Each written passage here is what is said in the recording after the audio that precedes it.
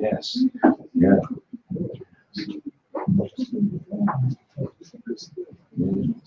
Yeah.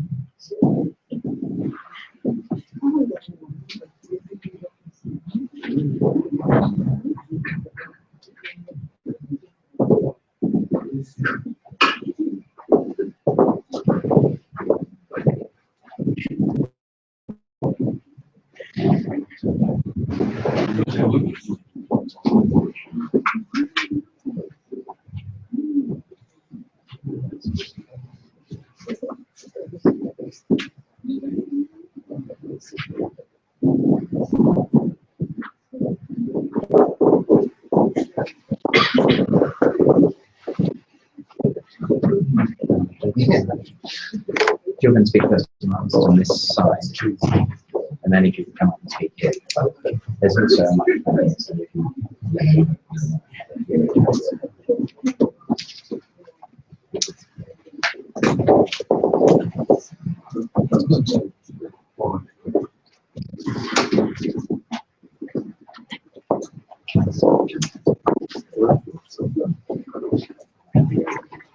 Right, good evening everybody, and welcome to the Daiwa Anglo-Japanese Foundation. I'm glad you were able to make it on this rather rainy Friday evening. I'm chairing this evening, but before I do that, I have to do my housekeeping announcements. So the housekeeping announcements are, if the fire alarm should go off, please don't use the lift. You have to go down 2 flights of stairs out the front door, and we have to congregate on the park side of the street, which will be rather wet at the moment, I think. So hopefully the fire alarm won't go off. And the other thing is, please don't leave any valuables in our cloakrooms downstairs because nobody is monitoring them. I should have said, by the way, my name's Jason James and I'm Director General of the Foundation here.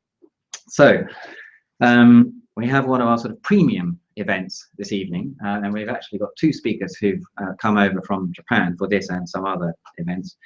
Looking at the economic implications of disaster reconstruction and obviously drawing on the lessons of the Fukushima nuclear accident, which of course followed the great earthquake and tsunami 5 years ago. And the government at the time decided that there would be a 5-year concentrated reconstruction period. It didn't mean, I think, that they were planning to get everything reconstructed within 5 years, but the idea was to get at least the bulk of it done. So now 5 years are up and we can review how we're getting on with it. But I think it's fair to say that the progress has been a little disappointing. I haven't actually been back there since last March, but I was a little stunned at how little progress had been made, in fact, with reconstructing the affected areas. And I'm thinking here more of the tsunami rather than the nuclear incident. Anyway, so we have 3 speakers this evening, and I better turn the floor over to them, or we'll be here for too long. First of all, Henry Trix. Henry was actually the Economist's head of the bureau, whatever you were called, from August 2009 until April 2013. So he was the man on the spot when the big earthquake hit.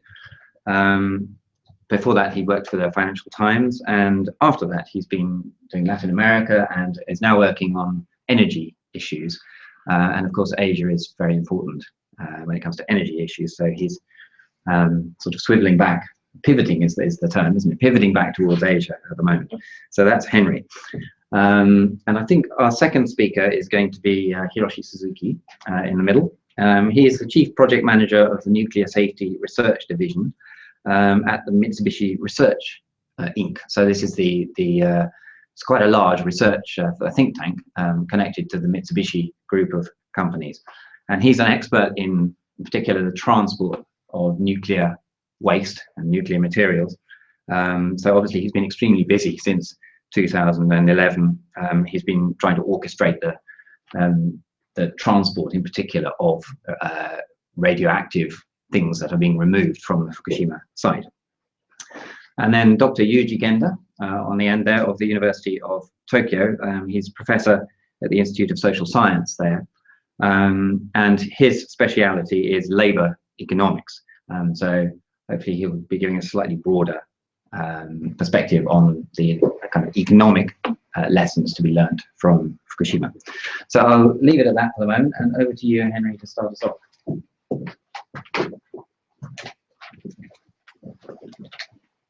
Hello, good evening, everyone, and thank you, Jason, very much indeed for the introduction and for the invitation to speak.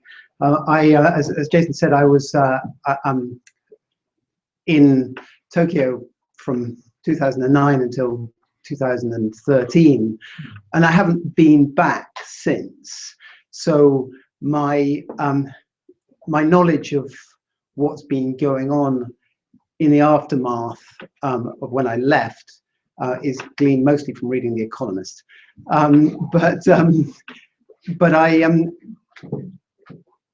I thought what I would do today was talk you through a little bit of what I saw when I was there, because I think that in a sense it became clear, surprisingly and depressingly early on, how difficult this reconstruction process was going to be. So if you'll forgive me, in journalistic style, I'm going to use something of a narrative to kick off this discussion. But I do hope that we can, we can have a dialogue, and do stop me or throw questions if you feel like you want to. Immediately after the tsunami and the nuclear accident, the first place that I went to was Ishinomaki, and just outside Ishinomaki, on the gateway to the Oshika Peninsula, which is this beautiful peninsula, is a little tiny fishing village called Momonoura. And I arrived in Momonoura very shortly after, when everyone was living in an evacuation shelter, and the town was utterly destroyed. It's a village. It's not even a town. It's a village, and it's just literally around a bay, and it was flattened. And I found 2 men who I talked to, and they became.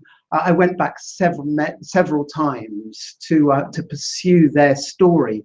One of them was Goto-san, and the other one was Kimura-san. They were 2 elderly, very strikingly handsome men, and I wrote their story down, and I've never actually published this. And so it was quite interesting to me yesterday going back through this. And what they told me reveals very much why it's so difficult for local people to lose that dream of reconstruction, the idea that you can create things as they were, but it also shows why reconstruction was always going to be really difficult. Now, Goto-san was the man of duty, the man of action, right? He decided immediately when the earthquake struck, but there was one thing that was really important to him, and that was his boat. He was a fisherman, an oyster fisherman. His boat was his livelihood. The oysters in that area are fantastic, because in the 1970s, Japan developed this technology for growing oysters that meant that basically they were separated so well that they grew very nicely. And he'd become very rich on the back of one boat. So when the earthquake struck, it wasn't his family that he thought about saving, it was his boat. He actually assumed that his family knew, or his wife knew what to do. So he took his boat and he drove it out into the teeth of the tsunami. And I have this vision of him just like that Hokusai great wave picture, you know, there in the teeth of the tsunami. His best friend, who was a younger man, actually lost his nerve as they were going out and turned his boat round and went back and very sadly was killed. But Goto-san, he kept going. And when he came back the next day and found the village completely destroyed, he spent the next 5 days just digging up in the village, looking for the dead, looking for trying to... He didn't even look for his son and his daughter. His priority was the community. And the amazing thing is that 5 days later, his son comes walking from Ishinomaki over the mountains, down there, sees his father on the beach, and realizes that he's busy. So he doesn't interrupt him. And I say to Goto-san, what did you feel when you saw your son coming? And he just says, and he pulls his fingers down like this to indicate tears running down his face, but he didn't say anything. That's the sort of, that's the duty, that's the Japan that looks ahead, no time for self-pity, get down to business, work your way through the problem and move on. And I felt in a sense that Japan, that many of the Japanese were like that after the tsunami, especially after the nuclear accident. There was this sort of sense of like, we don't really, this is in Tokyo, we don't really want to look at that. We want to look away. Of course, as a journalist, I thought, this is going to be a pivotal moment in Japan. I wanted it to be a pivotal moment in Japan. Earthquakes have happened at extraordinary times in Japanese history, just before the arrival of the black ships in 1923 and 1930s. You know, it's always been accompanied with quite incredible social change. And so all the journalist community there immediately wrote the story of this is going to be the pivot point in Japan. Whereas I found that a lot of my Japanese friends really were just, you know, kind of, oh, well, thanks for looking into it, but we'd really rather that you didn't.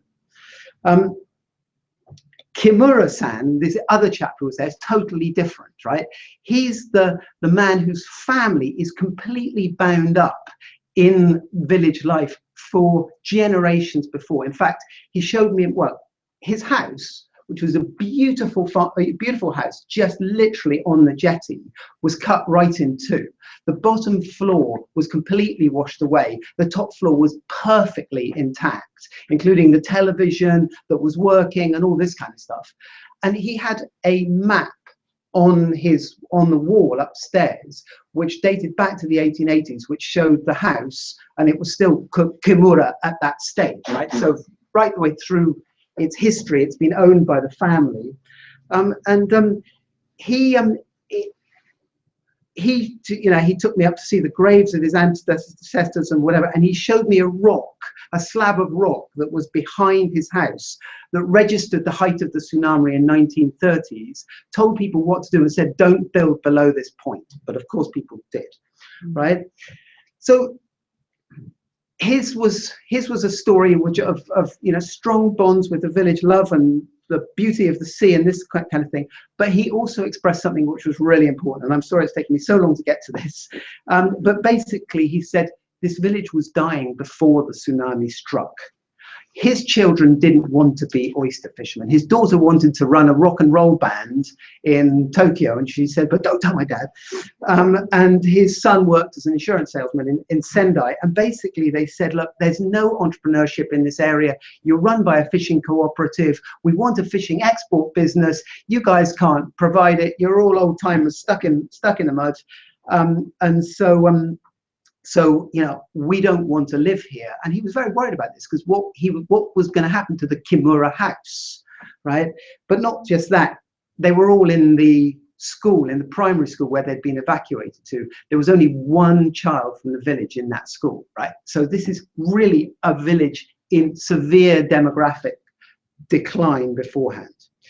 So let me draw a couple of inferences from all this. Why it is, first of all, that people really want to reconstruct? Well, clearly, these villages are steeped in hundreds of years of tradition and respect for the past, and there is a natural desire to want to continue the the way that they've lived.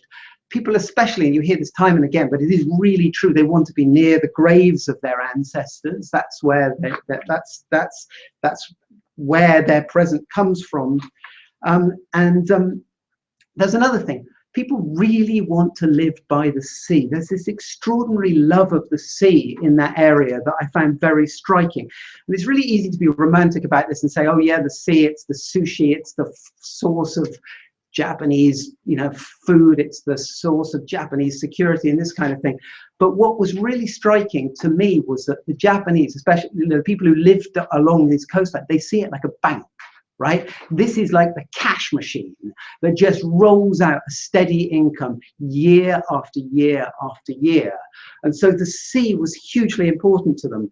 And, you know, the mayor of one town of Kesennuma that I met, he actually had printed on his business card after the tsunami, Kesennuma will not disappear as long as there is the sea. Right? And that really struck me as showing how important this is in spite of the tsunami, right? So the third thing, and we'll talk about the Kesennuma seawall, I guess, a bit later. The third thing is that the generation that predominates in this area is the generation that was, you know, basically alive during the boom years in Japan, and it was a generation brought up to believe that it was kind of possible to eliminate risk, that technology could do it for you, right? You saw this, of course, in the Fukushima nuclear disaster. And I'm sorry, I'm going to talk more about the tsunami basically at the moment. We can talk more about Fukushima and questions and answers afterwards. But anyway, you definitely saw it in the Fukushima nuclear disaster. The fact that there weren't real contingency plans, no backup generators, maps that had completely ignored the fact that there were huge tsunamis, or there was one huge tsunami 400 years ago in that area, but that was kind of buried because it was uncomfortable for TEPCO to acknowledge. So, you know, there is this sort of culture of sort of, you know, we can eliminate all risk. And that was the same in Momonoora, because they had a seawall, they had seawall drills. The first thing that Goto-san did when he felt the earthquake was to go running up and down the seawall, closing all the gates. But you know, the thing is that the seawall was only as good as the last tsunami. At the end of the day, you have to mitigate and manage risk.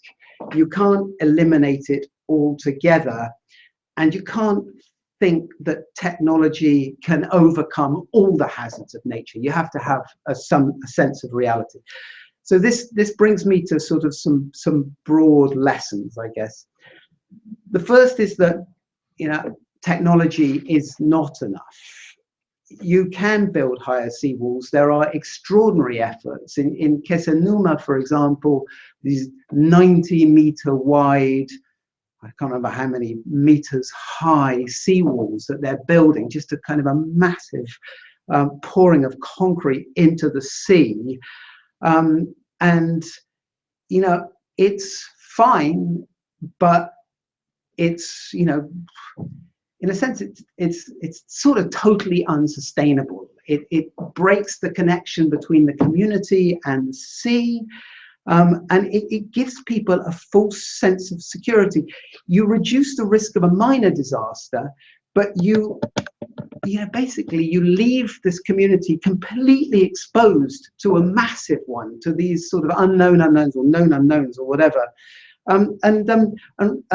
And it gives the idea that you can restore the community to its previous situation, but that basically just repeats the vulnerabilities.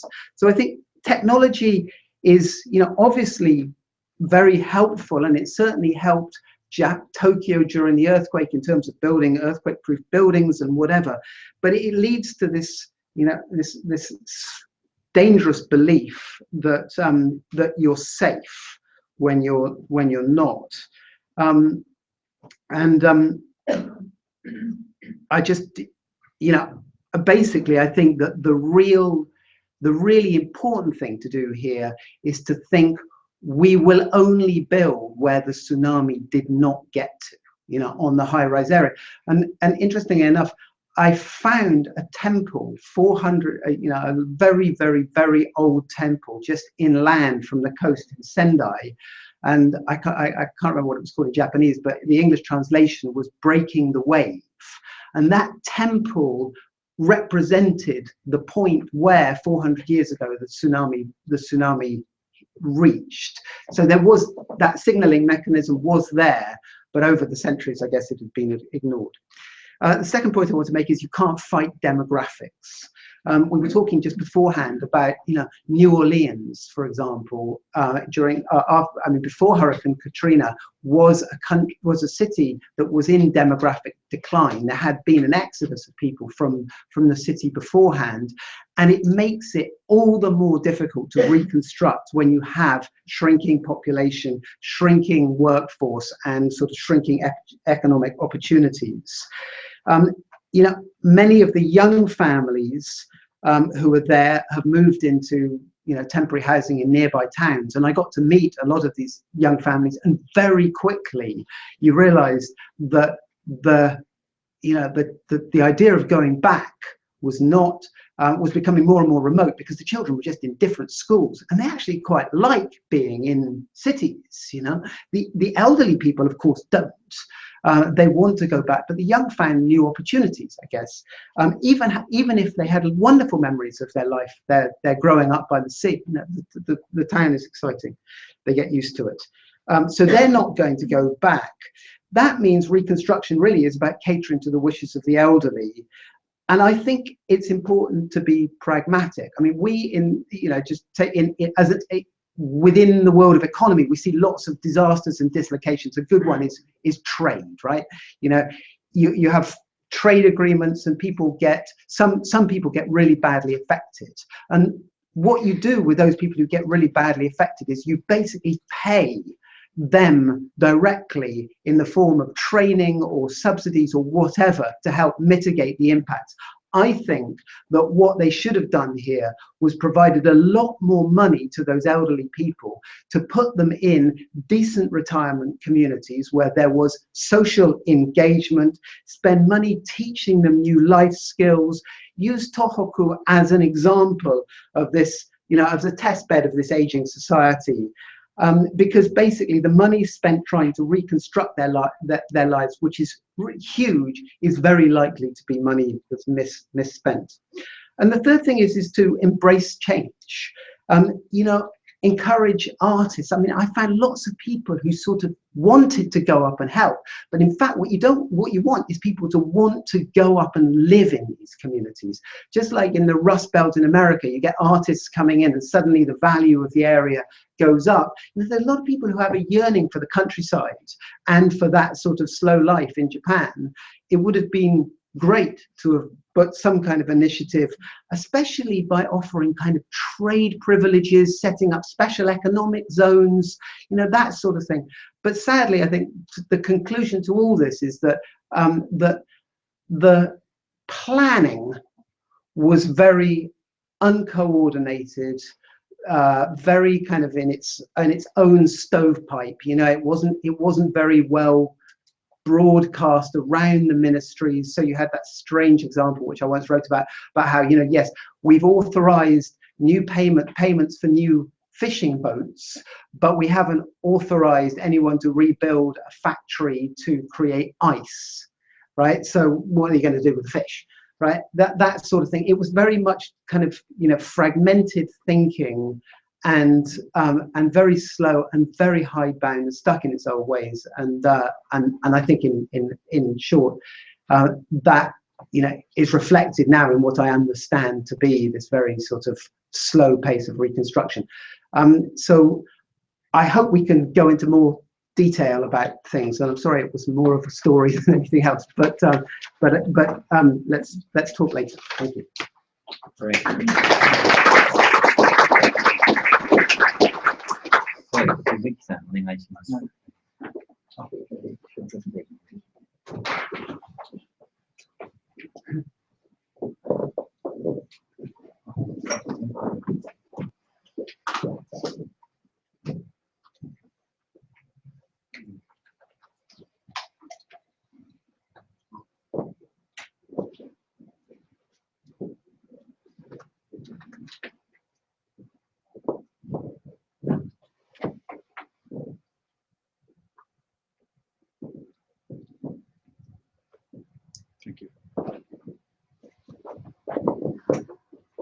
Good evening, ladies and gentlemen. My name is Hiroshi Suzuki of Mitsubishi Research Institute, a think tank and consulting company based in Tokyo, Japan. I'm very happy to here to visit you today and have this chance to speak to you. I will give my talk in world's most common language, broken English. So, let me begin my presentation now. Here is a table of the contents. First, I will talk about aspect of the accident. Then, I will turn to challenge transfer and our approach. Then, I will conclude with future challenge. The first topic is aspect of the accident. I would like to compare with the Fukushima accident with Chernobyl accident. This slide shows the scale comparison. This map is Chernobyl, and here is the Japanese Fukushima effect map.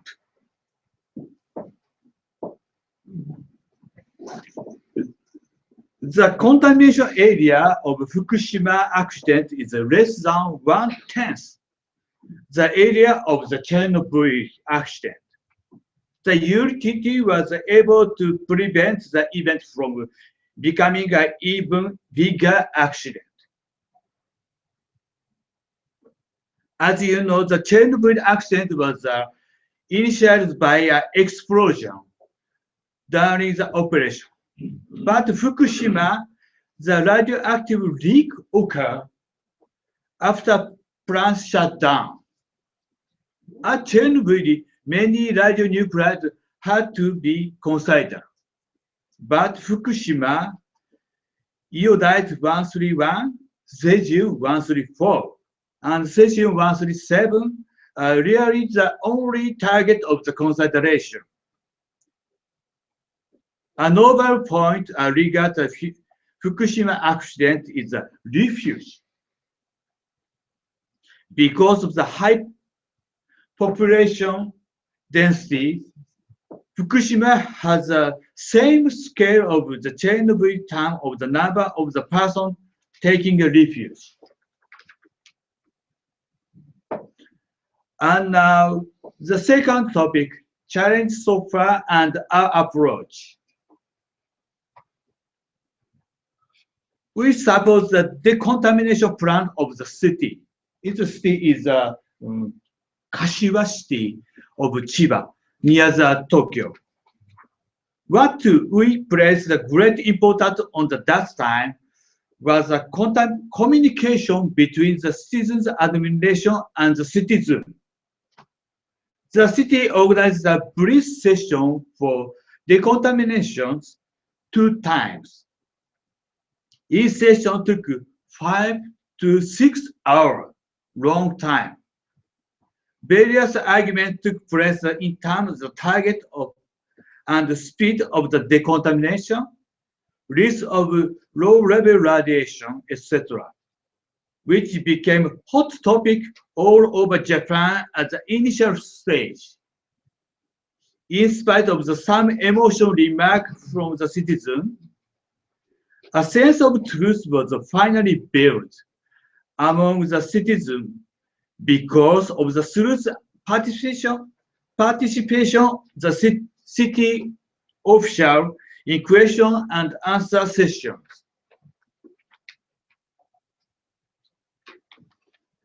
And second trial is my college and I at MIRI participating in the project of the reduce of contaminated sewage sludge. This facility was designed before the development of the new regulation and guideline of government. Therefore, we made the rule make based on the principle of the handling of the radioactive substance. This is a leaflet of this treatment. This is the national project of Minister of the Environment Japan. And 3 companies making a joint venture.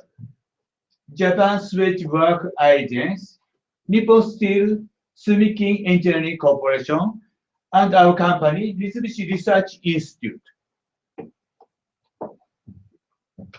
My company is just consulting and think tank, but this is an active project, first trial. Next, I turn to the third topic, namely future challenge.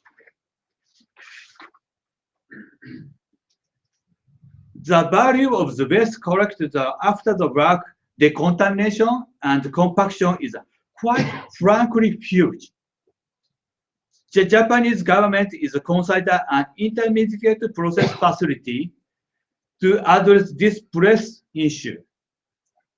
In order to do that, reduce to the waste volume is independable. And the measure of that purpose is pose challenges. On this slide, we can see the value of the waste to be brought into the intermediate process facility. The total value of the waste is about 20 million cubic meter. Its mean is higher is 20 meter and 1 kilometer square range. You can make an articulous island with these wastes, 2 big figure. For waste management, our challenge is capture in these 3 items. The first is reuse. Waste with low concentration, if well management, don't absurdly affect the environment. The second is minimize. Volume minimize is essentially for ensure the safe management of the waste. The third is separate, meaning attempt to separate radioactive cesium. Develop of the technology to effect separate cesium is recommended. Although removable of the soil and waste contaminated with radioactive substance is a necessary condition, but it is not the sufficient condition. What is necessary for real rehabilitation of the damaged area? This figure is present the information about the population of the Fukushima. About 2 million people live in Fukushima Prefecture, and the population 10 degrees. Even now, after 5 years, there are still some areas where people cannot live near the NPP, this area. What is necessary for the real rehabilitation of the damaged area? This slide shows the product volume in each area of Fukushima Prefecture. Here, this is near the nuclear power plant. This is a bigger product value include nuclear industry. Fukushima has lost that all. And significant damage has been influenced by agriculture, fishing, and other category as well. Big damage. Here, I show the table for Japanese government. The fourth budget. This is for Fukushima. Decontamination and waste treatment represents a very large budget.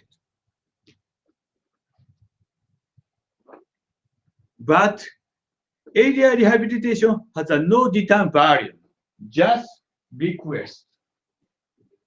Because Japan don't yet have a concrete image for area rehabilitation.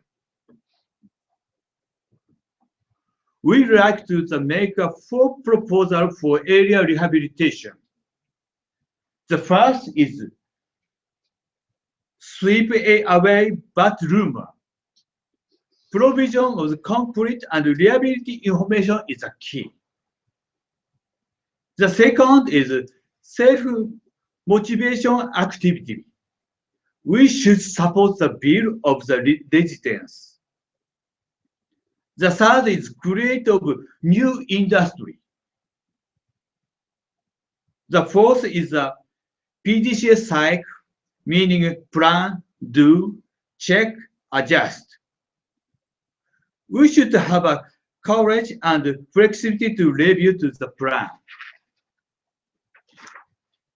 And that's the conclusion of my prepared remarks.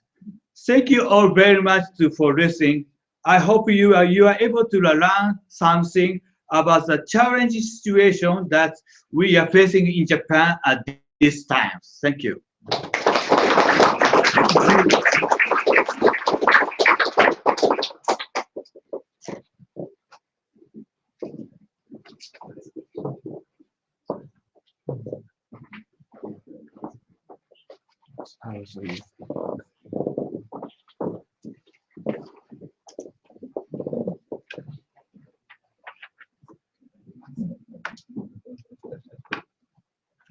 Good evening.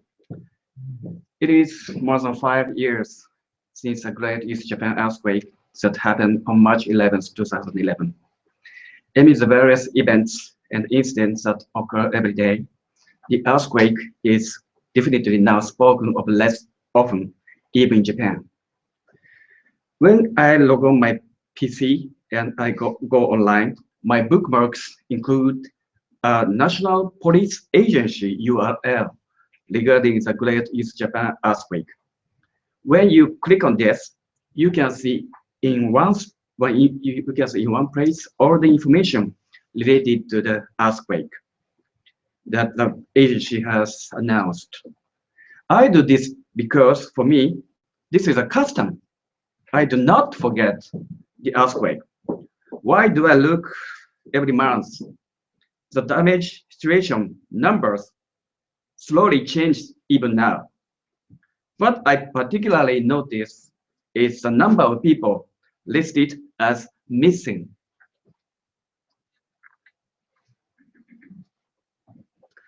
The most recent information on casualty includes 15,894 dead and 6,152 injured. The total number of people listed as missing is as high as 2,161. The majority of those missings are likely to be victims of the tsunami. Incidentally, 6,434 people died in the Hanshin Awaji earthquake that happened on January 17, 1995.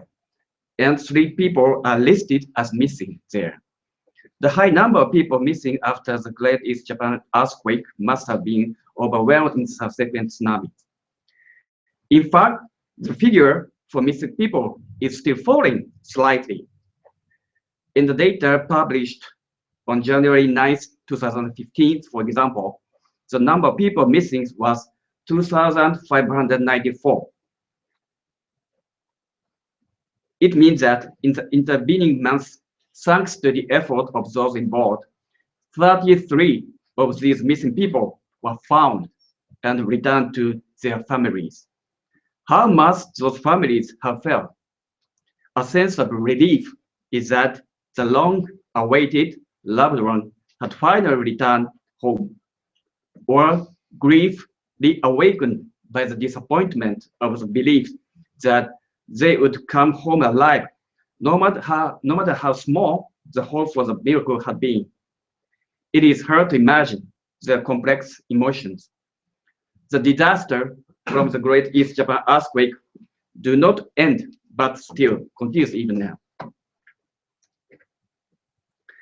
The Statistics Bureau of Japanese government conducts an employment status survey once every 5 years. It is the largest household survey in Japan relating to employment. Around 1 million people are surveyed nationwide. The most recent survey was conducted in October 2012. According to this survey, the proportion of people working at the disastrous areas whose jobs was affected by the earthquake was close to half at 47%. The proportion of the workers had lost their jobs or taken leave of absence reached to 31%. Among those who lost their jobs or taken leave, the proportion without employment was 14% in October 2012. It is also important to note differences in the effect of the jobs within the disaster zones. The effect of the earthquake in the disaster zone in Fukushima Prefecture was particularly striking. In Fukushima, 67% of those working persons experienced direct harm to their jobs, with 52% being deprived of their jobs as a result of losing their job opportunity. In addition, among the people losing their jobs, 20% of the workers affected in Fukushima were still without employment in October 2012. The proportion was higher than those in Iwate and Miyagi prefectures. This tells a tale of the damage caused by the nuclear accident, giving rise to the extremely harsh circumstances for the residents of surrounding area in Fukushima. These figures classify the people who either lost their jobs or taken leave according to the situation of evacuation. The line graph shows the proportion of those who lost their jobs were still without employment in October 2012.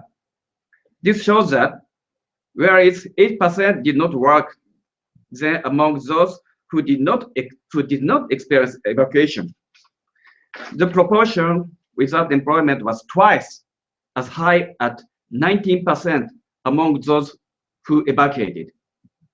In addition, for those who had returned to their pre-earthquake home after the evacuation, the proportion without employment was almost at the same low level as non-evacuees. In contrast, for the people who had moved to different places after evacuation or who remained in the temporary accommodation as evacuees, the proportion without employment was quite high. In particular, for those who continue to be evacuees, the proportion without employment is striking high at 37%. Furthermore, the figure shows that among those without employment, a lower proportion of the evacuees wished to work or were seeking a job compared to the non-evacuees. In addition, among those who experienced evacuation, people who had moved to a new home or remained as evacuees were less likely to seek a job. Japan's tsunami and nuclear accidents are not only the natural disaster where evacuation caused job discouragement problem. Indeed, research into the aftermath of Hurricane Katrina that hit the southeast of the United States in August 2005 also shows a similar effect of evacuation on discouraging to work. This figure distinguishes the people who have moved to a new home or remained as evacuees into those who settled in the cities or towns where they lived before the earthquake, and those who moved to the different ones. The proportion without employment was higher for the people moving to different cities and towns than those for staying at the same ones before the earthquake in each disastrous area. Such tendency is particularly significant among the disaster area in Fukushima. In case of tsunami area in Fukushima, while the proportion without employment was 9% among the people living in the same cities and towns before the earthquake, but it jumped up to 44% among those moving into different cities and towns. In addition, in case of area under the evacuation order because of the nuclear accident in Fukushima, the proportion without employment was also high at 43% for those moving into different cities and towns. And it was more than 10% higher than those for staying in the same ones before the accident. Not a few of the Fukushima people who moved to the different places from the tsunami disaster zone could not receive the compensation money in Japanese baishoukin to the harm of the nuclear accidents. Nevertheless, the proportion without employment was not so much different between sufferers from tsunami and those from nuclear accident in Fukushima. This fact indirectly suggests the reason for non-employment in Fukushima was not always the existence of huge compensation money from nuclear accident, but another serious problem, forcing them to move to different unfamiliar areas. People who were forced to evacuate as a result of the tsunami and nuclear accident, such as not a few of Fukushima evacuees, have their hands full, just continue to live. Even when more settled and starting to think about work, the farther the place to which they have been evacuated from their original area of residence, the harder it is to return to their former job. Also, being away from your family area means loss of the use of habitual fishing grounds and farms, and being unable to continue with work made possible by local relationship and cooperation, such as social capital. Also, within the family members having been evacuated separately, some mothers have also probably given up work in the face of difficulties of working and looking after children with the support of the grandparents. For various reasons like this, being forced to evacuate far from home not only make home life inconvenient, but it also makes employment itself, which should be the basis of securing a livelihood, problematic. There is a high probability an earthquake in the Nankai Trough or under the Tokyo metropolitan area. Such earthquake could well force a higher number of people to live as evacuees far from home than after the Great East Japan earthquake. Besides those displaced by the earthquake, flooding and landslide will mean that many people cannot return to their original homes, but are subsequently forced to be evacuated or move home. We need to give more thought to this kind of serious fact of evacuation to unfamiliar areas. After the earthquake, I was often asked, how many times have you been to the disaster zones? This was partly because they knew that I have kept in touch with the people in Kamaishi city, which is one of the disastrous areas in Iwate Prefecture since 2006. When not a few researchers were bragging about the number of times they visited the areas such struck by the disaster up north, I decided to head the West Japanese city in July 2007, when I completed to participate in the Reconstruction Design Council for the government. The name of the city was Minamata in Kumamoto Prefecture. In the 1950s and 60s, it emerged as the original site of an environmental illness connected with the chemical company Shiso's dumping of mercury into the ocean. The disease robbed people of their lives and health, and the residents long faced discrimination and stigma. Even today, compensation issues have not been fully resolved. Many residents of Minamata worried about the people in Fukushima as if they were their own family members. They didn't want the victims there to feel the pain and loss that they themselves experienced in the past and even now. When Minamata took a step toward a political statement in 1994, then Mayor Masazumi Yoshii proposed an idea he called remodeling, in Japanese, moyai naoshi. Remodeling means to make connections while acknowledging one another's different positions. It moreover emphasizes the importance of continuing dialogue among citizens. For Fukushima, the path to a resolution is unimaginably long. But history provides at least some hints about possible solutions.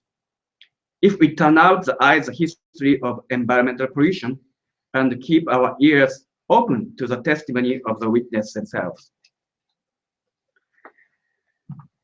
Finally, there is a well-known phrase in the Sanrik Coast area in Tohoku.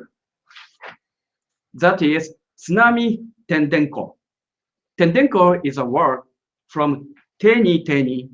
Teni teni means each one or individually.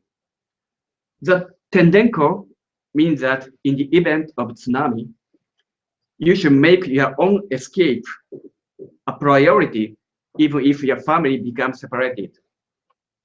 After the 2011 earthquake, Mamoru Sasaki, Kamaishi City's whole disaster prevention division manager at the time of disaster, he was often asked to speak on the topic of the earthquake nationwide. In addition to experiencing gratitude for the support received from many regions following the earthquake, Mr. Sasaki spoke frankly about his feelings of regret and self-reproach for not being able to protect more lives. When the tsunami strikes, escape any way you can. That's all you can do. If you listen to the people's story about tsunami tendenko, most people seem to understand the importance of prioritizing your own escape in the event of tsunami. However, actual tsunami experience in 2011 proved that tsunami tendenko is quite difficult to realize. Considering the following situation on March 11, 2011, it was 3 p.m. There was an emergent tsunami warning. A man at the office worried his parents in the house on the coastline as they were unable to move around freely. He asked by phone his wife, working at another office, to go to school to pick up their own children. And he delivered that he would rush to the houses of their parents.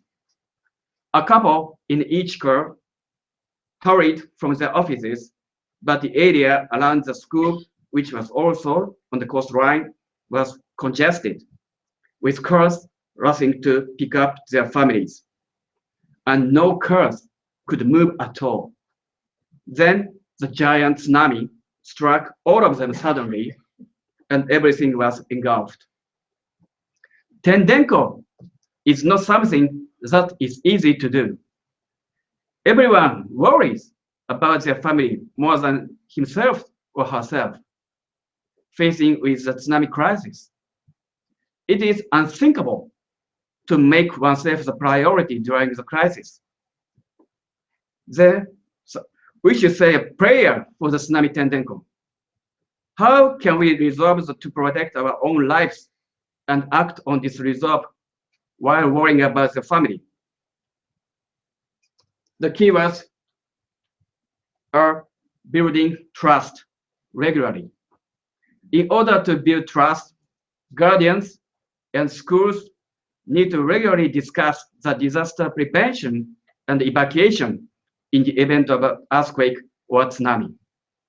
When the danger is imminent, they carefully confirm what is best for each person to do. Children often need to tell their parents, "Don't come to get me. It's dangerous if you come." Parents decide, "I will protect my own life first, as I trust the school teachers and I know my children at school will be okay. My children will be heartbroken if I go to school and get caught in the tsunami." If there is no trust of this sort, all lives cannot be protected. The same also applies to the communities where we live. All community residents should know if there are elderly people in the community who are unable to move around easily for themselves. The matter of who should accompany these elderly and escape with them should be decided in advance when the time of crisis will come. There should be a system in neighborhood association for the people to help each other escape in the event of the disaster. The damage will be minimized in communities when the residents trust each other like this. Steady and regular effort to build trusting relationships are indispensable if tendenko is to put into practice. It is worthwhile to ponder over the extent to which communities around Japan have learned to trust each other before we are struck by next big crisis of earthquake or tsunami. That is, thank you.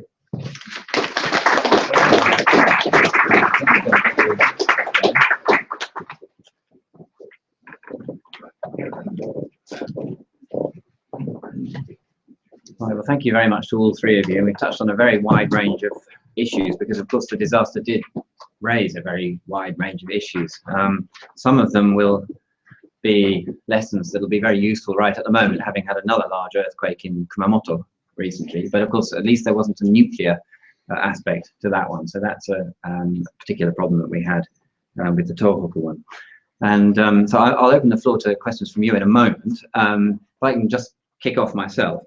On the nuclear side, first of all, for Suzuki-san, we were talking before this session, and it seems there's nowhere to store all of that, nuclear contaminated material. So most of it, in case you're not familiar with what's been going on there, is soil, isn't it? They've scraped off the top layer of soil in order to allow people to, to go out safely. So we've got all these bags of soil, but there's nowhere planned to put them. Is that right?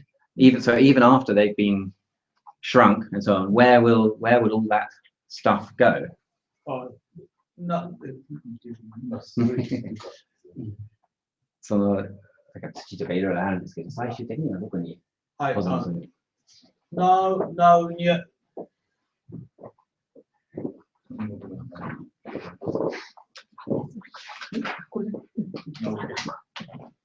So I think this is sort of Okay. Now my Japan plan is making the intermediate process facility. But intermediate facility is long term, is 30 years period. Next is no plan. Because Fukushima cannot accept final disposal area. But another prefecture cannot accept. So Japan Japanese government cannot determine the final disposal. Right. Yeah, no, I understand that. So that's a problem that we've still got to solve then. Actually, I think I will now pass it over. So yes, let's have that question next. Right, I'm David Alexander from University College London. Thank you all very much, distinguished speakers, for some really informative and interesting talks that are much appreciated. Just one thing perplexed me a little at the beginning, and that is the assumption that the recovery in Japan is slow. In 36 years of studying disasters, I would say that pro rata, considering the size of the disaster and the problems it created, is the fastest I've ever seen. In any other country, I would say that what is being achieved in Japan in about 7 years would take at least 30. I think they do a remarkable job. I've just had the privilege of touring Fukushima Daiichi, and it is extraordinary. There are 7,000 people there. There's an 11-story dormitory on site, and some amazing things have been done. Moreover, in the prefecture, it's quite remarkable what's going on. Robotics has taken off. Artists are very welcome. Great emphasis is put on restoring gastronomy as an industry. And I think the approach is quite enlightened. There's even a plan to try to make Fukushima Prefecture entirely self-sufficient in renewable energy by 2029. I wouldn't underestimate the problems of those, but I would say that very few other countries would have such clear goals and achieve things as rapidly as they have. My fear about that is that it may they may find that some of the problems they encounter after the recovery, and they're therefore rather harder to deal with at that point. Does anyone want to comment on that? I mean, I'm just going from the statistics that are often reported, which is that I think we're talking about, yes, across the region, I think it is only 1/6 that there's been only a sixth of the planned reconstruction of public housing has happened. So there's been some private construction. I guess in terms of reconstruction, we're really talking here about getting people back into homes rather than and out of temporary accommodation. And my understanding is that has been very slow, except for people who have resources and can basically afford to pay a private construction company to build them a house. But I mean, is that not accurate? Well, it may be accurate, but one problem over that is that a great deal of other work has to go on before reconstruction can take place. It's very common in this sort of event for 4 or 5 years to go by before reconstruction even starts, as a result of the geotechnical work and the urbanization or reurbanization and the environmental protection or the protection against tsunamis or floods or whatever. It can be very time consuming, firstly to plan, secondly to put to the public. And at least one thing that seems to be happening is that the top-down approach that predominated at the start is rather less top-down now than it was then. If that's true, I think that's a welcome development. But before you really start with reconstruction, I think you've got to get a lot of other things underway too. I think that's a very useful point, but certainly there does seem to be frustration in the area that things are taking so long. You know, I suppose it's all very well to say, given the size of it, it's not surprising it's taking that long, but people, are fed up with being in temporary accommodation for such a long time. I had an interesting conversation with somebody in Kameishi last year where she said she disagreed with some of the decisions that had been made about reconstruction, but she was sort of past caring at this point and just wanted them to get on with it, even if they were going to do the wrong things. So I think that that's an attitude that started to take root because of impatience with the process.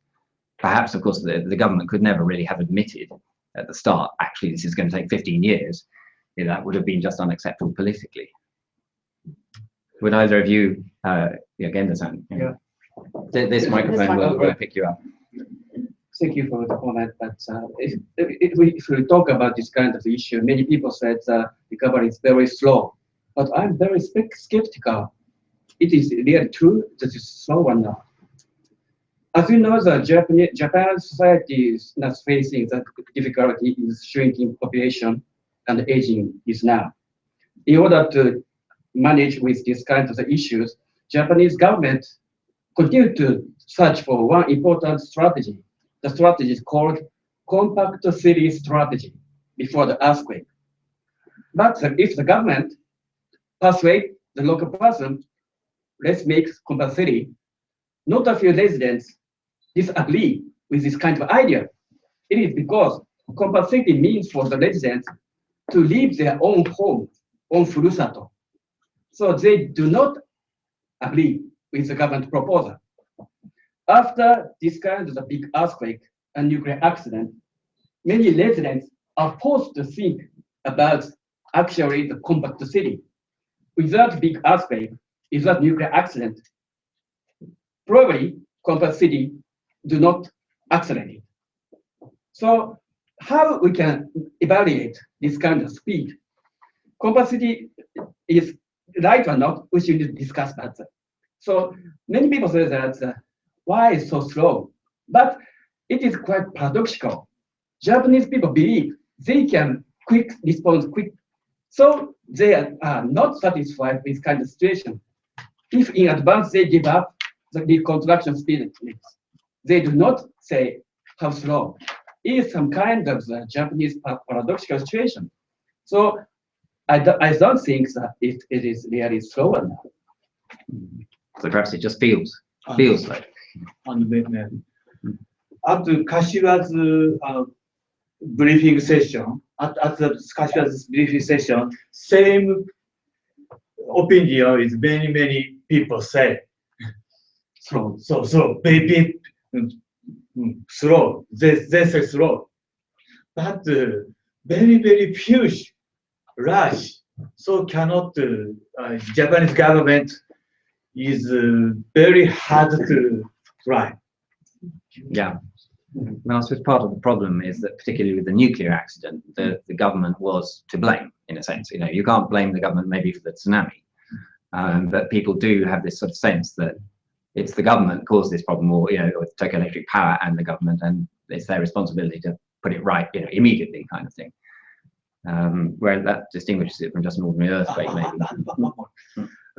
Japan cannot make the outside of nuclear control of outside of nuclear radioactive material, because nuclear material control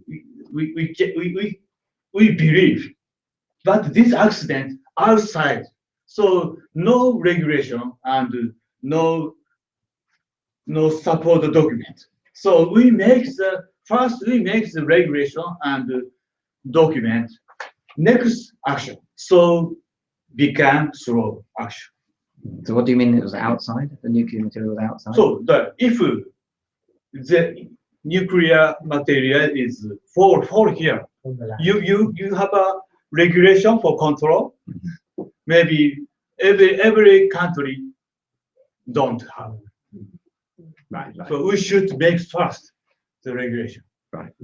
Could I just ask, one area which is rather more important now is protecting the waste and the unused material against the possibilities of terrorists and rather bad elements getting hold of it and then creating dirty bombs and moving material across the world. Are the Japanese authorities able to confirm to the people who wish to go there that they're going to be protected against that kind of activity?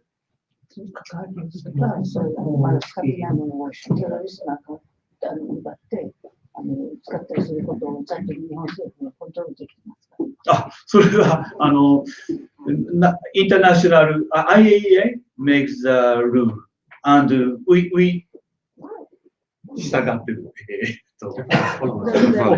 follow IAEA regulations.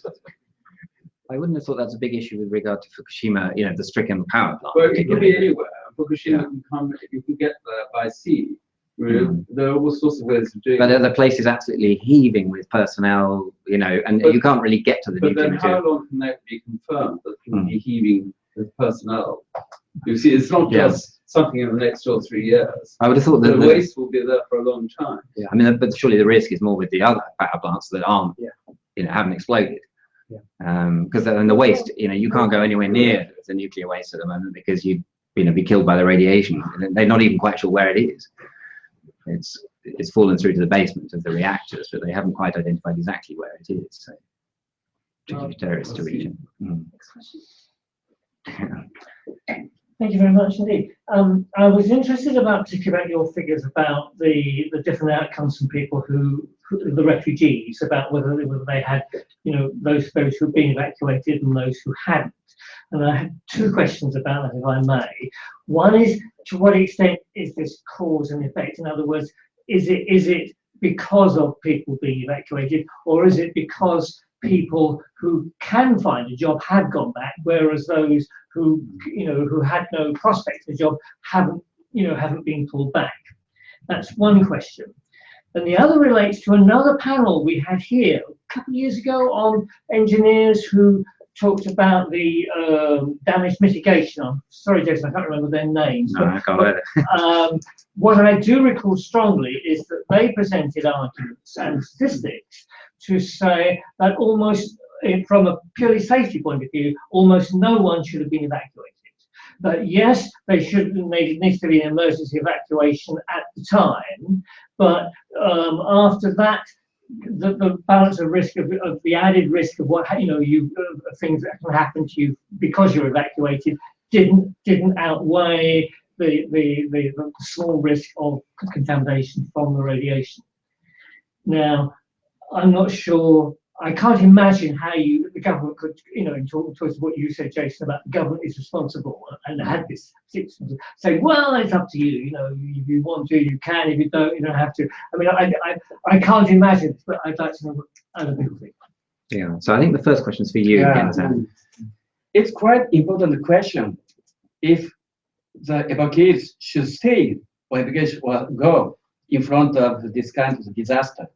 I think the textual economics books often tells us they should go. They should leave such kind of inefficient areas in order to get much money or in order to get much more good places to work. But as I said, Hurricane Katrina's cases, in the past, the native Indians in the United States and this kind of evacuees, all of these cases show they should stay, even if they have faced difficulties as evacuees.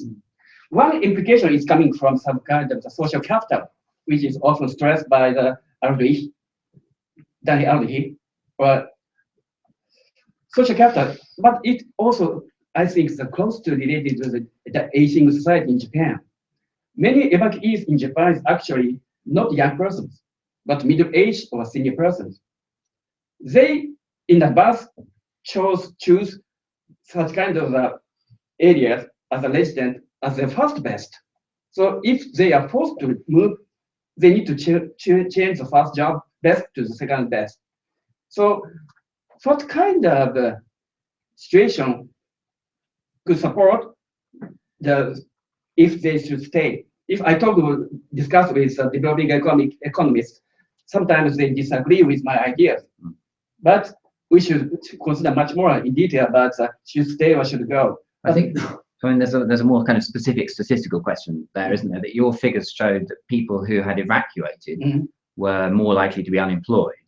But it might be that they stayed evacuated because they didn't have a job back at home, whereas the people who had a job back at home went back home, so they're not evacuated anymore. So it might be that the cause and effect is the other way around in your statistics. That's your point, isn't it? So you mean the cause and effect? So it's not that they are unemployed because they are evacuated, but in fact they have remained evacuated because they haven't got a job to go back to. So why it's difficult to get jobs?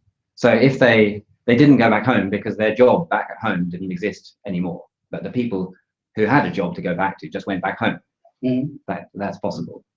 But then besides the situation of course jobs and the life and the families and so. Okay, we'll come on to it later. A couple of points related to that. I mean, first of all, in that area, it's very much primary industry, right? it's fishing and farming. Yeah. So- Self-employment. Yeah, Yeah. yeah. So yeah, it's difficult for those people to find jobs when they're evacuated. I mean, from the other point of view, I mean, I mean, I'm not sure what the statistics are on this, but it certainly seemed anecdotally to be very, very pertinent at the time. The evacuees from Fukushima. I mean, there really was a question about whether the stress of abandoning their homes, villages, furusatos or whatever, is more than the contamination that they would Well, that's the receive second if point you were they- making, if isn't they it? had- if they had stayed there. So So just briefly, do you think that too many people were evacuated? The three of you. Should the government have responded less The aggressively? point is the area where they evacuate. I think that if they evacuate, they should stay as close as possible to the origin places. Actually, just 3% of the evacuees in Fukushima go outside Fukushima. The state lives in the prefecture quite close to the city, the name Evacuees or something like that. So they actually choose, if they evacuate, they like to choose much more closest places. They can go back. I mean, I think in Fukushima, particularly in the radiated area, there was too much evacuation. I mean, you can understand why it happened, but I think very quickly, especially as we're talking about relatively elderly people who really didn't care about cancer, because they just felt it's going to take too long to gestate. They'd rather go back home. They should have let them go back home, but it was against the law. I mean, I think from the point of view of communities that were totally destroyed, I mean, there was, in a lot of those communities, there's not a lot of places to put evacuation, temporary accommodation or anything, because they're on the sides of mountains and this kind of thing. So it was inevitable that some people affected by the tsunami had to go. Let's bring in someone else. All right, thank you very much. Philip Thomas, University of Bristol. In fact, I was the engineer referred to, so not have been evacuated. And I think it's very useful to put this into context. 160,000 people were actually evacuated as a result of, we understand, as a result of the nuclear fears. Our calculations suggest that was not justified really for any of them. The sort of loss of life expectancy, which is our criterion, would have been a few months at most. And I've noticed that the town of Futaba that was shown deserted, which was one of the highly irradiated places. It was irradiated to the extent of somewhat less than 50 millisieverts per year was the dose it would give someone who was living there. Well, that is not so huge. It's not so very far away from it. In fact, it is the dose which 20 or 30 years ago was regarded as the limit of acceptability for radiation workers, which gives it some sort of context to put that.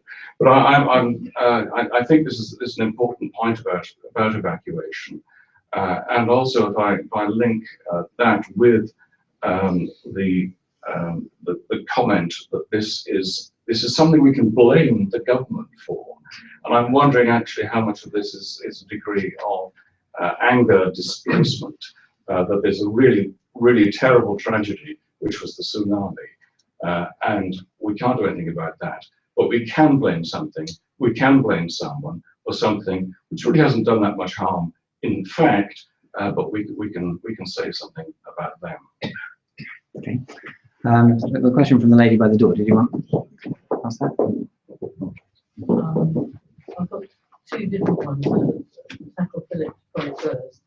The radiation dose limits have come down 5 times since 1941 because of evidence of increased cancer risk, and in fact need to come down half again because of recent research from MIAC and from work done on the wildlife around both Fukushima and Chernobyl. So the public dose is meant to be 1 millisievert. That puts it into context. But going back, there was a point you raised, the backup for the power. It exists, but it was below the level at which the tsunami flooded. That's why it was inoperative. And there were 3 meltdowns and 1 explosion, and it's still leaking. So you can't dismiss the radiation effects, I would suggest.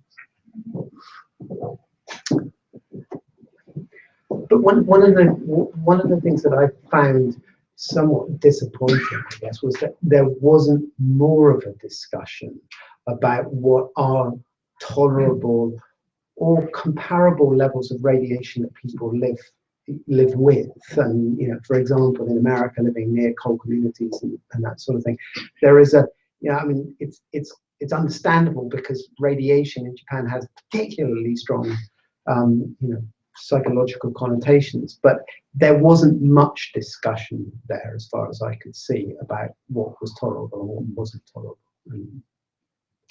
You want to say something, Ian, David? Well, I just attended a public meeting in a very large room with a lot of people in it in Fukushima City with the governor of Fukushima. There was a lot of discussion there about comparative radiation. There is all over the province. There were posters with comparative radiation levels, a flight to New York, a chest X-ray, stomach X-ray, and all of that. And there was a lot of that. The government of Fukushima are trying to reduce the irradiated area by half by 2020. They have a sort of museum of that. It's a sort of working museum with lots of little models of how it's done to show to school children and so on. And I would say there's a fair amount of public debate about it now. There might not have been early on, but they seem to have got to grips with that problem.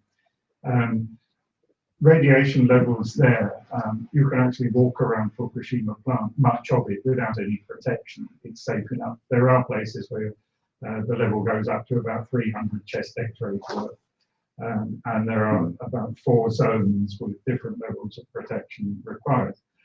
However, in terms of is the waste highly dangerous and so on, most of the waste is extremely low level waste. They stock it next to inhabited places. And I presume because there's so much strict radiation monitoring in the prefecture that is fairly safe. There was an article in the Daily Telegraph a week ago that said that they were releasing tritium into the ocean. But if you, I mean, I'm not an expert in radiation. If you look up what tritium does, it doesn't bioconcentrate and it should be pretty safe. They have on the site of Fukushima Daiichi, a plant that absorbs strontium and cesium-134, cesium-137. That is to say, it binds it to other things, so it can be taken out and immobilized. And they are doing that. I mean, I don't wish to underestimate the technical problems, which are enormous and they're not solved by any means. But even normally decommissioning a nuclear plant takes 30 years. If it takes them 40, then it will be an amazing achievement. Yeah. Actually, we did have a presentation yesterday from an academic at Sheffield University. These 2 gentlemen went up to Sheffield for this, who had also just been round the Fukushima plant. He was helping them on the decommissioning of it. And he had carried a dosimeter with him at all times. And in fact, he's planning to carry it for a whole year, even though he's not going back to Fukushima. And I think he's going to release this information, but he plotted, you know, where he had been and how much radiation he got at different points within the site as well. And he didn't pick up a great deal, actually wandering around the site. He said he probably got more radiation on the flight over to Japan than he actually picked up from the Fukushima plant. Well, I got 1 chest X-rays worth. Yeah. Right, let's have another question towards the back there. Thank you. Thank you for coming to the presentation. I'm Kazunori Nakajima from University of Tohoku, Japan. I have calculated the damage cost of the Great East Japan earthquakes by using economic model. According to economic theory, it is known that growth path with earthquake returns to path that could be achieved without earthquake over time. And our study, our simulation result was the same as the economic theory. So I have one simple question. in order to stimulate recovery of the economy in Tohoku, that includes Iwate, Miyagi, Fukushima. I would like to know what is needed. What is needed? How do you think for What is needed to stimulate economic recovery? what policy or what strategy is needed in order to stimulate the recovery of the economy? Most serious problem is that maybe the shortage of labor, human. It's a very shortage, but they do not come to work for the places. It is not only the problem for the disaster area. Nationwide in Japan, as you know, the labor shortage is a very serious problem in Japan. When we study the economics, under the situation of labor shortages, real wage gradually increase. But this 10 years, fundamentally, the labor shortage is accelerating by the aging society and declining population. So why are all these evacuees unemployed? Why are the unemployment figures so? Why? Yes, why are the unemployment figures so high?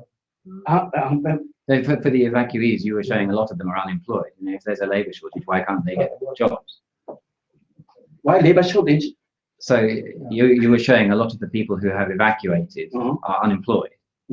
But if there's a labour shortage, surely they should be They evacuated to the areas outside the disaster zone. completely outside. I thought you said And some of them, yeah. But in the disaster area, he's asked how to come back. But the point is wage increase is not why that realized. It is one of the big reasons why the deflation cannot be overcome in Japan. We learned that under the huge number of unemployment, why the real wage is not decline, but change the theory. But now it's occurring the opposite situation. Even the labor shortages, income does not increase. I have no idea who can persuade me why labor shortage in this kind of area, of course, as well as in the disaster area all over Japan, why wage do not increase? I mean, I think that I mean there is definitely a macroeconomic element here as well as a micro one. I wanted to answer that question as well, and I looked up a few if there are any examples of places that have overcome disaster and fairly rapidly returned to economic growth. And one example is Tangshan, where they had that huge earthquake in China, which 250,000 people were killed or something like that. And the other one, interestingly enough, is when Hurricane Andrew hit near Miami. And in both cases, it was fast growth in the economy surrounding, in the non-disaster affected economy, that enabled these disaster areas to pick up. So Tangshan benefited from China's economic boom and now is well back and way beyond where it was when the earthquake struck. And what happened in Miami, in this place, in the place that was really hit hard by Hurricane Andrew, was that a lot of people moved out of downtown Miami, and this place basically emerged as a sort of suburbia of Miami, and property values started to go up, and at least until 2008. I'm not sure. But generally, yes, the idea is that if there's dynamism around, it helps. That's one of the problems with Tohoku, I think, and Japan in general, is that the dynamism is not quite there, and that's accentuated in that region, isn't it? Let's take your question. Thank you. Back to the point on wages. As an Englishman working for a Japanese company, politically so careful here. A cultural thing, and potentially even a generational thing, but a cultural thing. Do Japanese people, Japanese workers, feel comfortable asking for a pay rise? Or do they wait to be given one? In cultural aspect? Yeah. So it means that they do not like to bargain. Ask the boss, can I please be paid more? in some cases, it's right, because if they like to enjoy that wage increasing, but rather than that, they like to stay as long as possible. Maybe as kind of security of job opportunity will be much more important for the many young workers, especially young non-regular workers. It's something like the compensation wage salary. They like to enjoy stability, or they like to enjoy the temporary wage increase. After the birth of bubble economy, my impression is that Japanese people are getting risk averse. So they prefer stable job opportunities to the wage increase. It's one implication from that. Yes, that was definitely the choice between whether to work for a Japanese company or whether to work for example, for a US investment bank, right? In Japan, do you want to work for a company where you can bargain for a higher wage, but you maybe out of a job after 2 years, or stick around? It's not always cultural aspect, I think. And No. So in Japan, would an individual employee go to their boss and say, I need to be paid more or I'm going to leave? Or does that just not happen in Japan? Yeah. As you know, the labor union this spring do not request much wage increase. Yeah. Because they expect the economy will growing down, especially worldwide. So in order to keep the wages, actually, they just will focus on the increase for non-regular workers. But they have to. But it's all about the unions. Yeah. Individual employees do not say. Of course, some do that, but not so many. Yeah. So professional kind of person require wage increase if they do not satisfy the wage increase. They can easily go back, separate. But not much. We're starting to run out of time, but we can just take that one more question from the back, I think. Okay, my name is John Large. I've got a compound question, if I may. Fukushima showed considerable weaknesses in the regulatory framework, the nuclear regulatory framework in Japan, particularly criticized by the government. We know that NISA, the Nuclear Industry Safety Authority, was disbanded, and the new Nuclear Regulatory Authority was established. And now we've seen 2 nuclear units at Sendai actually start up a couple of months ago. Are you sure, and are you confident that the Japanese nuclear safety regulatory framework is sufficiently mature and advanced to allow a restart of a number of reactors in Japan? That's my first question. Particularly with the volcanic risk to the Sendai reactors. My second question is, I was disappointed in your comparison of maps between the contamination areas of Chernobyl and Fukushima. You concentrated on the land area. Yet we know during the first 2 to 3 days of the airborne dispersion and deposition that the winds were predominantly eastward. So they took the clouds out to sea. So if you look at the total fallout area, and remember the first speaker referred to that oyster catcher going out, the dependence upon the sea. What was the effect on the marine environment in the immediate aftermath of the accident and during the cleanup phase? We know there's been tremendous difficulty on the Fukushima side to actually control the amount of contaminated water entering the marine environment.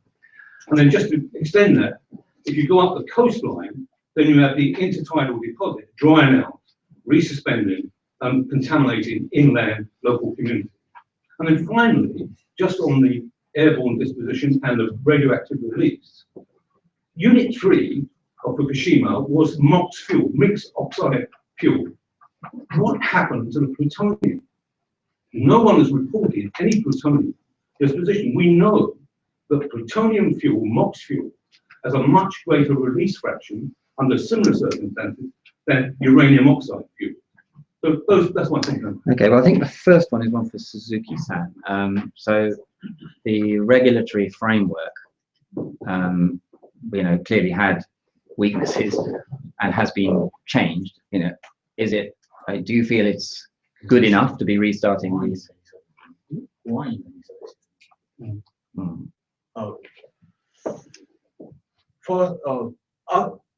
Before the earthquake, nuclear material control government department is NISA. But after accident, no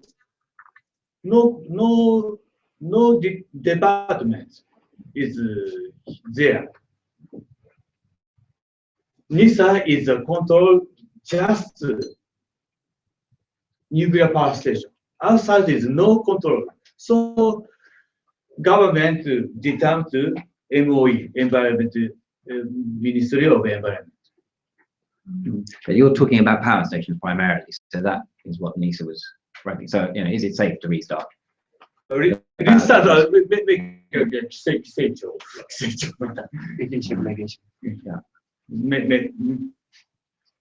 Okay, well, let's move on to the other one. So you're saying that the area that was contaminated by the disaster, which again you showed, was relatively small, partly because a lot of the contamination went out to the sea. Okay. Yeah. So would you like to comment on the impact on that? many nuclear radioactivities fall in sea, but we cannot count. But some Japanese specialists simulated the tribute and effect, and I think it's a safety because ocean is very large, so all is spread and little density. And Japanese government checks the fish and octopus and Seaweed. Yeah. And it is no level, safety level. Yeah. I think in the short term there were some fish found which were, you know, dangerous to eat and that sort of thing, but that's And the that in the sea, quite frankly, I think that released there is trivial. hang on, what we had the plutonium, I mean, the plutonium, the reactor 3. Plutonium is not distributed because this is just leakage of vapor, not included plutonium. So, but there is plutonium in reactor number 3. Yeah. I think reactor number 3, I mean, we had a presentation on this yesterday. It's in bad shape, and you know they haven't been able really to get inside it. So presumably the plutonium, if there is any plutonium, is inside it. But my understanding is that Unit 3, that the containment failed completely. The temperatures of the fuel melt will volatilize the plutonium oxide, and there will be a similar release of plutonium radionuclides will go into the environment, into the atmosphere. That is my understanding, and that is based on primarily on knowledge that the plutonium oxide fuel, the MOX fuel base, has a much greater release fraction than a uranium base. So in other words, you may talk about twice the amount of release fraction. That's the amount of radioactivity that gets out the fuel in an accident than you would for a uranium oxide. Right. Well, I don't know about that, but you presumably do. So you're saying all the plutonium didn't escape because no vapor. There was no vapor. Yeah. But you're saying that you think it was hot enough that there would have been vapor. But they haven't detected any plutonium outside reactor 3. Just inside. So one can only conclude it must be still in there. Okay, I think we're going to have to call a halt to the formal discussions up here. We can go downstairs, have a drink, and please carry on asking your questions to the panelists. But thank you very much to all three of you for covering such a wide range of issues.